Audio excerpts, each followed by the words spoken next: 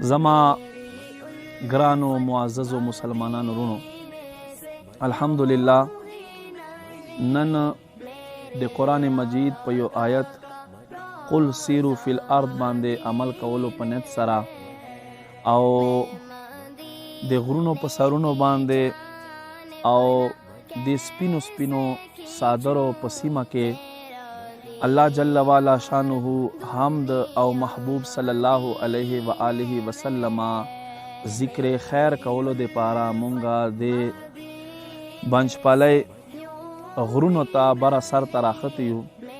ماشاءالله ډېره ښایسته او حسینه نظاره دی د بنچپالۍ غره سر ته راختي یو. ډېره ښایسته واوره دی.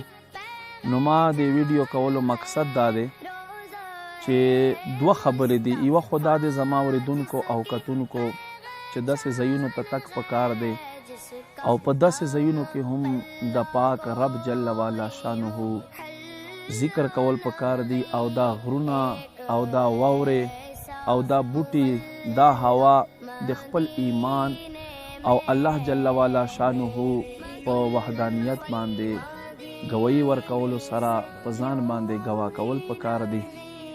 او بل دویم مقصد دا دی چې خلک چکرو لذي، څوک یو ځي ته څوک بل ځي ته، خو ګوره دا چکرې فانی دي، هر څه پاته دي.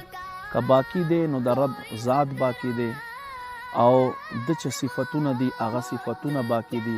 نو هغوی ټورسټو ته هم ما دا د غره له سر نه یو عرض دی، التجا دی، التماس دی، درخواست دی چې دوی داسې غرونو ته ځي، بالکل دی ځي خو په ښه نیتونو سره دی ځي. کم نیتونه چې مونږ ته امیر السنت ښایي، الحمدلله دعوت اسلامي ښایسته ماحول مونږ ته ښایي. نو داسې ښه نیتو سره که مونږ لاړ شو نو چکر خو به چکر وي، خو ورسره په هغې باندې مونږ ته ثواب هم میلاویږي. الله رب کریم نه دعا دی مونږ ته د په ښه نیتو سره داسې ځایو چکر لګولو توفیق نصیب کړي.